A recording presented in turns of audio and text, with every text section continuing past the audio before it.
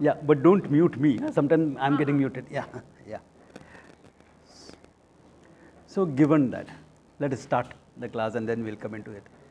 Om Sadashiva Samarambham Shankaracharya Madhyamam Asmadacharya Paryantam Vande Guru Paramparam.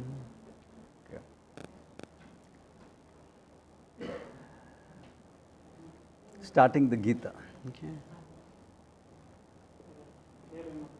Little bit about the background first. I'm sure all of you know the story of Mahabharata. But in the story, there are certain things that, if you look at the original, that people may not be fully aware of. I mean, we all say that both of them wanted the kingdom and they are fighting for the kingdom. That much is true. Both of them wanted the kingdom. But what was the whole thing behind it? Okay. If you remember, Bhishma was the natural heir to the throne. But when King Shantanu wanted to marry Satyavati, otherwise known as Matsyagandha, her father took the vow that my daughter's children should rule. Okay, done. Bhishma's vow, all that we know. But what happened after that is the interesting thing. In the sense, two princes were born to Shantanu, the king. That is, the natural heirs for the kingdom. Both of them died. One out of illness, other in war. No heirs left to rule. So under the rules of that thing there, of the situation at that time, the law of the land at that time, you could have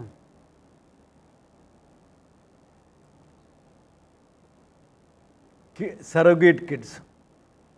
So both the queens had surrogate kids with Vyasa as the father. Now Vyasa also happened to be Matsyagandha's son. Okay. Satyavati's son. Matsyagandha is a slang word, okay? Matsyagandha means someone who smells of fish. Because she was a fisherwoman, what do you expect her to be smelling? Not of Channel 5 anyway. Okay. So her name was Satyavati. So really speaking, the descendants of the Kauravas, by blood, by birth, was over by Shantanu. After that, they were legal heirs, true, but by blood it stopped by Shantanu. So again, two sons, Pandu and Dhritarashtra. Dhritarashtra is the older one, therefore natural heir to the throne. But there was a law that if you are disabled, you cannot rule. Now this seems to be very wrong in terms of today's culture. Why? Just because of disability you can't rule. That's against the disabled. Now we are giving special rights to disabled in today's world. The reason was not because just a disabled thing.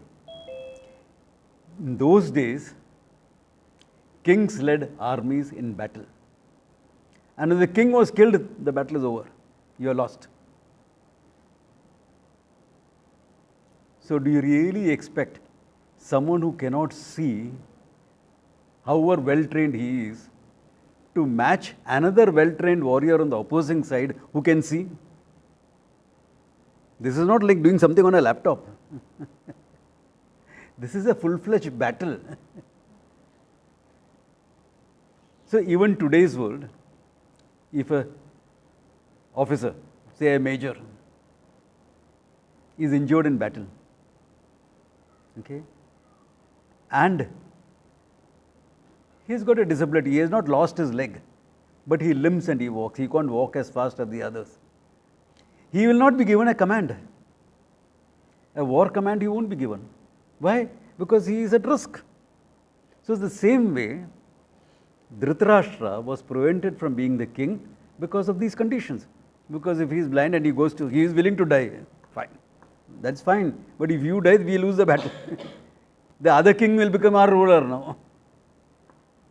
So to prevent that, there was that law. Dhritarashtra cannot. Then it goes naturally to the next son, Pandu. Now the problem is, Pandu under a curse had to go to a forest. Now who will rule?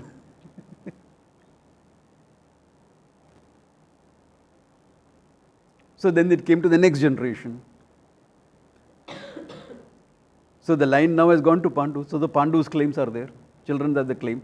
The Pandavas have the rightful claim. But can you say the Kauravas had no claim at all? He says, my father doesn't have a claim, but I have. No? That is Duryodhana's logic. Okay? He had some sort of a claim. Like if there were no children of Pandu, naturally it would go back to Duryodhana and his brothers. But they were children here. So can you see the situation is complex? That is the difference between the Ramayana and the Mahabharata. Mahabharata is more straightforward. Ramayana is more straightforward.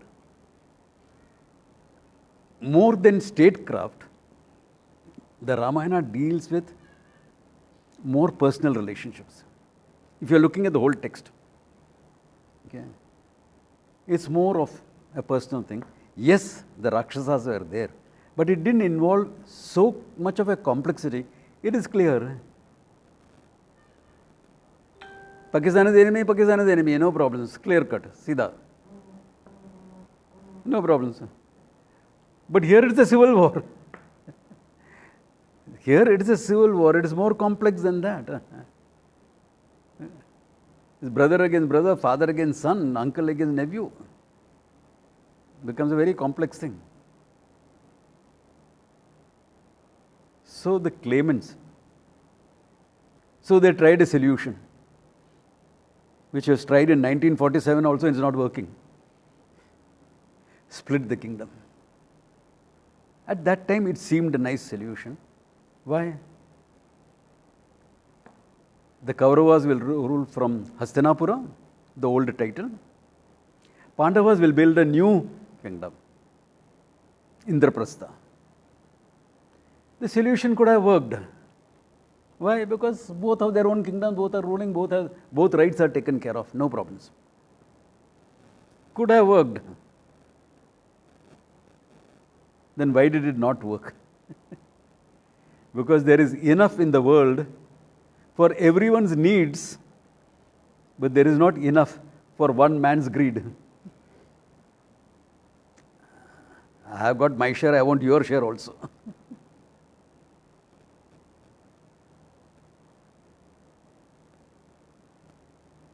So, the conflict was not resolved. It had a good chance for resolving, but didn't get resolved. All right, fair enough. Now, what is the excuse to go and fight with them? For Duryodhana and group, the Kauravas, is there a reason to go and invade Indraprastha? No reason. So the whole game of dice, it was like getting it through the back door, trying it to the big.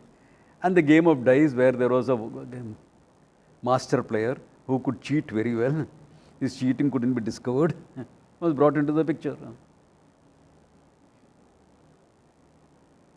The uncle of the Kauravas, Queen Gandhari's brother. He came into the picture. So you know the whole thing, what happened. People always ask, why didn't Bhishma stop it? Certain naughty problem. Why did Bhishma not stop the game of dice? He could have stopped it.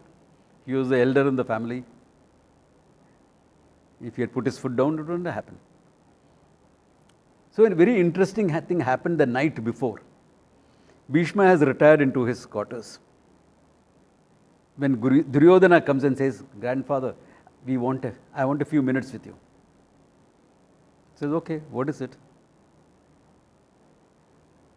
I have invited them for the game of dice. Please don't interfere whatever happens. Bhishma throws him out. He says, I will do what I think is right. Go, fish. After 5 minutes, Yudhishthira walks in. Says, what do you want? Grandfather, tomorrow please don't interfere whatever happens. He says, have you gone crazy? You know what they're up to. They're going to cheat you. Doesn't matter. What do you mean doesn't matter? You lose your kingdom. Let it be. If by losing the kingdom and Duryodhana winning, if his enmity is going to go, let it go. At least there will be peace in the country. Let it go. My brothers, and we are great warriors. If you want a kingdom, we can make another kingdom for us. Outside Hastinapur, outside the whole thing. We will, not a problem. Let them win. This is the amount of effort Yudhishthira was willing to make for peace. Let it be. Jane I am willing to lose everything. How many people will be willing to say that? Not the wisest of decisions, but last chance at peace. Because after all, Duryodhana is also trained in statecraft. He can rule.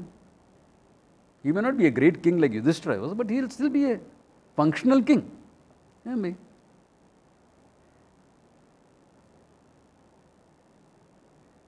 All right, so Bhishma thinks it over. He said, okay. These are all his grandchildren.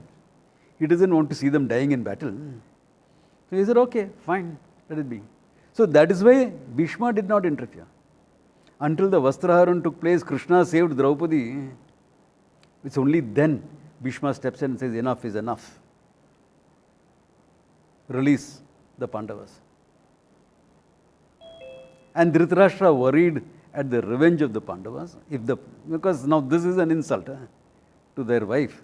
They can't put up with that. That's not. Injustice has to be sought. So to buy them out, Dhritarashtra gives back the kingdom. But then they had another round and the Pandavas were banished to the forest.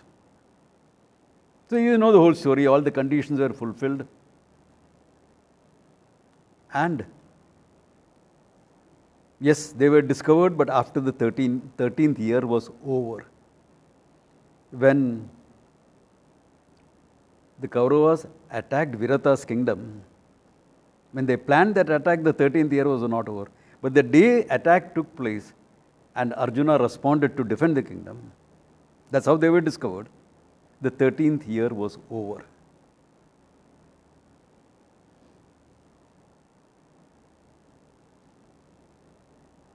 So now what? They deserve to get back the kingdom. Again willing for a compromise. Give us 5 villages. We will not have this battle. I will not give an inch. I will not yield an inch. Then there was no option but to go to war.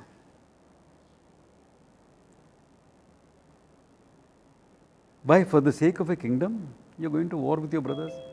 It is not just sake of a kingdom. You should all, we don't know the source books. That's why these questions come up in us. Every institution in the country was destroyed under Duryodhana. He bought out the intellectuals. Intellectuals, Brahmanas, generally are poor people. Okay. So give them a lot of wealth and honor and this and that. What happened under the British rule to our Brahmanas? Brought over. Nobody fought on the basis of jati, caste. Jati is group, not caste. in ancient India. All that started after the evangelists came into India. Okay. Jati meant group. Like there are two jatis here. Write this in the group. You know what are the two jatis? Male and female. Two jatis. Jati meant group. So people would ask, what is your jati? What is your group you belong to? By profession, I am a kumbhar, a potter. Kumbhar is not a caste. Kumbhar is a profession. It should have been translated as guilds. But the Britishers talked about it as caste. It was an attempt at divide and rule. Right thing for the Britishers to do. We falling into it was our problem, not theirs. We fell for it. So same way here, every institution was compromised. Whether it was public projects, accounting, yes, everything was compromised under Duryodhana. Because he is not sure how long he will be there. This is like a politician who has got a chance to be the Prime Minister, Charo Luto, take away everything you can. I don't know next time I'm going to come back or not. Yeah. Pass a law, 10% tax on Hindu temples. Well, next time whether we will win or not, we don't know. So now do whatever I can to loot. So that is what Duryodhana was doing. So he had to go. He had to go. There was no question about not going. You know, it is not just because I want my kingdom. That is why it is called a Dharma Yuddha. Okay. So the battle had to happen. And there is another aspect of it. What many people ask, why didn't Bhishma support the Pandavas? The answer for this is available 2 generations back. See, Bhishma had promised Satyavati's father that I will not claim the kingdom. The gods recognized it, showered flowers on him and claimed him as Bhishma. The name was given by the god. Bhishma, the name was given. Because of the Bhishma Pratigna, in those days, having a child was considered most important thing for a person, man or woman. You had to have a descendant. You had to leave your genes behind. It was a very, very important thing. And he is saying, no, I am willing for my line to come to an end. All my children will die before they are born. Literally it's like that, isn't it? Yeah. The potential children I can have, they are gone, not there. But all the lords and knights in the kingdom were not very happy with it. So when Shantanu fell ill, there was a lot of political strife going on. The princes are young. Let us kill them off. Bhishma will be forced to accept the throne then. It went to that level. Nobody dared do anything because that meant going against Bhishma. But people are hoping that Bhishma will change his mind. So Bhishma asked Vyasa. By that time he had not yet become Vyasa. He was Satyavati's son with a relationship with Parashara before her marriage to Shantanu. So actually an illegitimate child, but respected as Guru of Gurus. His whole story I will tell you for Guru Purnima. Okay. When you have the Guru Purnima celebration this year, I will tell you the whole story or all that thing that happened. It's a very, very interesting story. People think we call him Vyasa because he published the Vedas. No publisher is given that type of standing. He is published. What makes you that? No. There's a huge thing behind which I'll tell you all later. So when he asked Krishna Dvipayanaha, his name was Krishna Dvipayanaha. Krishna because he was dark. Dvipayanaha because he was born in an island. In the memory of his mother, he was called Dvipayanaha. So if Bhishma, in his prime at that time, 2 generations back, says, how do I stop this intrigue in the court? He says, simple. There's a simple solution to it. He says, what is that? Call the assembly of all the knights, all the legislators, the Rajagurus, everyone. Call the whole, have a whole assembly. Okay? Declare that the king is getting better. And not only that, repeat your vows here in front of them. That not only you will not have a child, but one more thing, one more add to that. Your sword will support whoever sits on the throne of Hastinapura.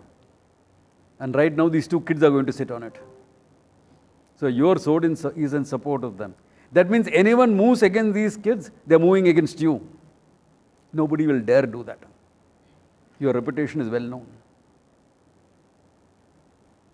Because now, if anyone moves against them, Bhishma will be duty bound to finish them off. So he takes that vow. Abhi to vachanbadh ho gaya. Now what? Yesterday's solutions are tomorrow's problems. Correct? When we get a solution today, for the next couple of years it's okay, but after that it becomes a problem. Vyasa's solution lasted for 2 generations without problems. 2 generations, those were probably more than 100 years, okay? So it lasted without problems. The problem came when the Pandavas and Kauravas went in battle. Now what to do? All my life I have lived in by my word. I have given my word that I will support who is sitting on the throne of Hastinapura. Right now Duryodhana is sitting on that throne. I have to support. Can he say no? His own one. Yeah.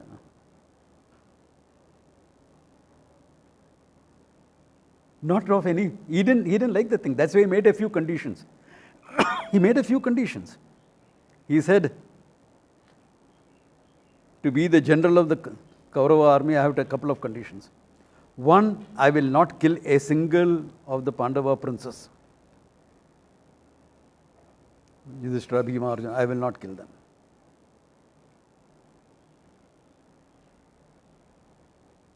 Number 2, I will fight the way I want it. Don't question my methods.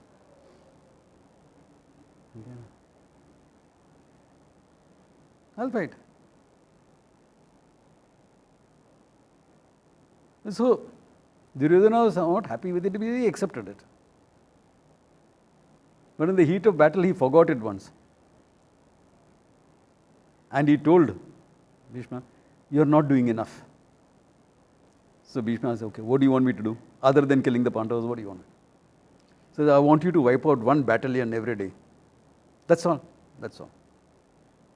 So that day, in 1 hour, Bhishma wiped out an entire battalion. He was a ruthless warrior, okay?